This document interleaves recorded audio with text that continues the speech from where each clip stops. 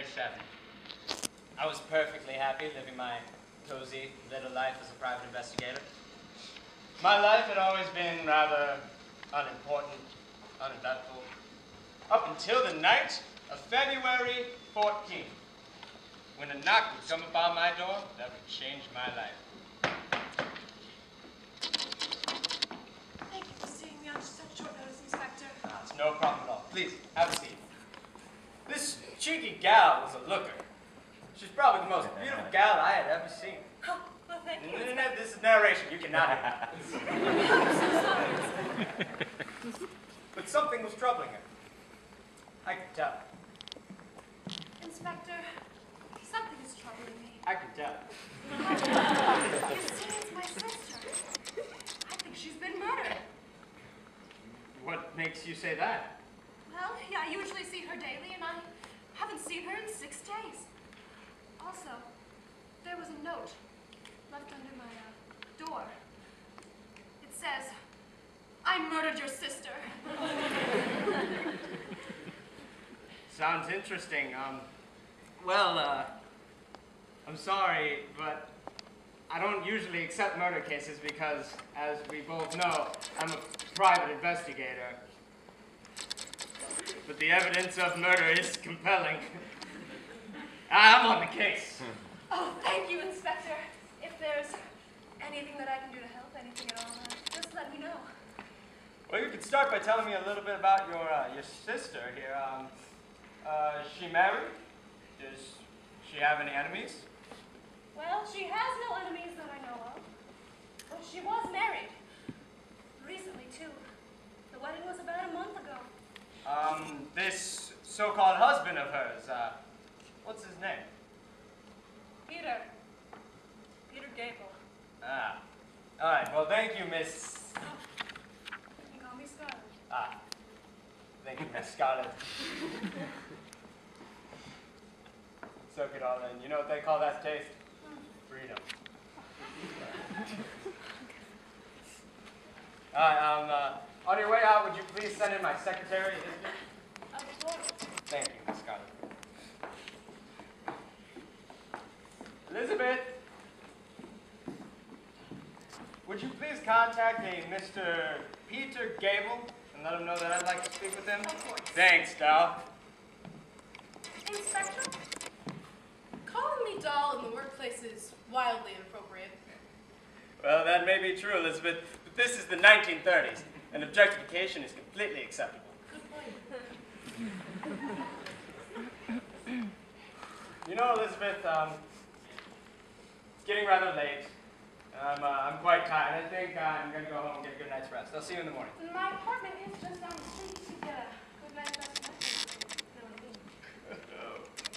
I know what you mean. I didn't know what she meant. Tomorrow could be a big day, and I am rather tired.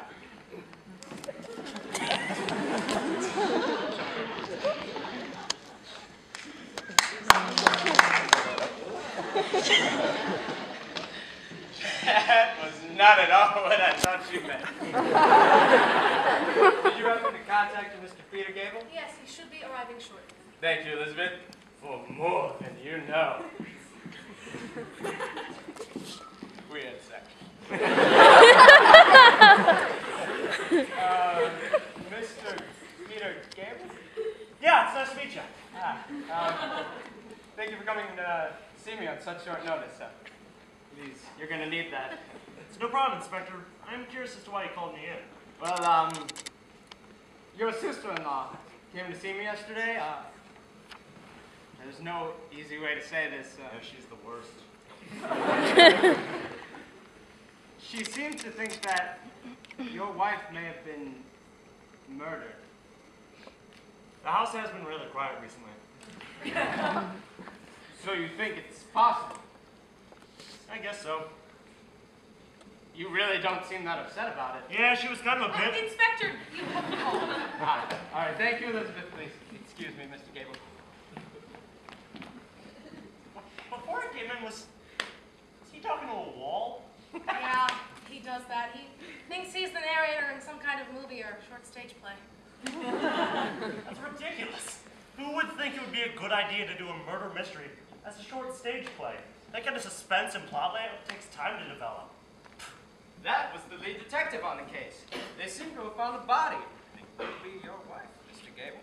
Should I contact Scarlett? Please do, Elizabeth. Thank you. With all due respect, Inspector, why would the police contact you? You're not really a cop, nor do you have any legal reason to be contacted. Well, that is a very good question. I'm very glad you asked.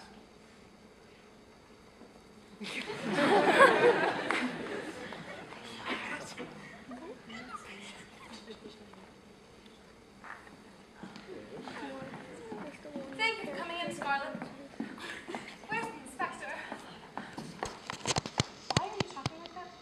Why, it's the 1930s. This is just one of these. Okay, all right then. That's actually why I called you. I'm not quite sure how to tell you this, but the police found a body. They think it may be your sister. Rick and Peter are at the scene now. Rick is with Peter? You sound kind of worried about that rather than your sister. Well, I don't trust Peter. Why not? Well, I never believed that he truly loved my sister. I believed that he had other interests. Other women? Not exactly. Don't quite understand. Oh. Which now has led me to believe that he had other reasons for marrying my sister, perhaps for her money. She had money? How much? Enough to live comfortably for a few hundred years, which I'm assuming now goes to Peter.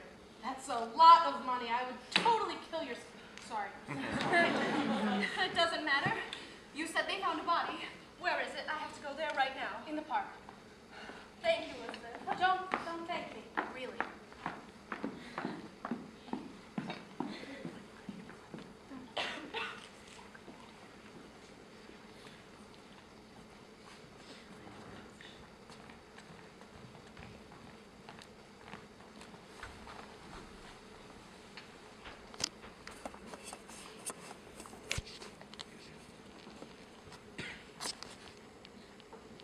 Detective. Inspector, thank you so much for coming. The body's right over here. No problem, Detective. Have we yet to determine a cause of death? Appears to be strangulation. It just makes me sick thinking about it. An innocent woman strangled to death. It just leaves me breathless, you know? Detective, a woman here is dead. Well, gee, buddy, would it kill you to line it up? All right, who made you the detective? Well, the other guy died. All right. All right. Makes a bit more sense. Give me back my cigarette. Inspector, I came as soon as I heard. Is it her? Well, you tell me. It is her. Inspector, bring whoever is responsible for this to justice. I'll do what I can, Scarlett. And, between you and me, pretty sure it's Peter. Oh, yeah, no doubt. Something about that man just does not sit right with me. Never did either. Hey, you guys know I'm right here. Hey, no one likes an eavesdropper, Peter. Anyway, I'll be heading back to my office. Please, detective, if you happen to find any extra information, please send it on over. Yeah, I'll send it. Is that a joke? It's supposed to be. Hey, I'm gay.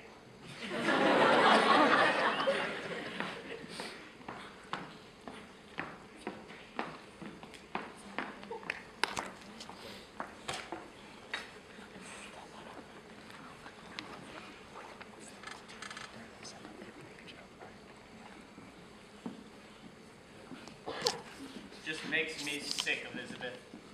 Honestly, thinking about it, a woman murdered in cold blood. And by strangulation, too. I don't know how you stay sane, Inspector. You know, Elizabeth, I don't remember mentioning to you that it was by strangulation. I made an assumption, you know. Strangulation is all the rage these days. Everyone's doing it. It was you, wasn't it, Elizabeth? Oh my God. That's a gun. Well, Elizabeth, see that you've got me. If you're going to shoot me, please at least tell me exactly why you did it. Honestly, I did it for you. You're a private investigator, you know? You must be running out of money. You've had no business lately. As for the victim, I just found someone random. I figured it didn't really matter whom I strangled to death. You crazy bitch! Are you stupid? I mean, I'm a private investigator, goddammit. Murder isn't even up my alley. Why didn't you just screw someone's husband? Do you realize how dumb this makes you? Jesus! Honestly, I thought you'd be a little more grateful, seeing as I'm willing to murder for you, but instead I get you crazy. Rick, I came by to drop off the files you... Oh, shit. Cut down the gun, Elizabeth. It will be best for everyone. Oh, no, I can't go back to prison. Do you know what happens to good-looking girls like me in prison? No, if I'm walking out of this room today, I'm doing it with 2 less bullets in my gun or in a body bag. Well, I mean, if you're in a body bag, then you're not actually walking out. Yes, because that's what's important right now. Elizabeth, just drop the gun. I'm sorry, Rick, for everything.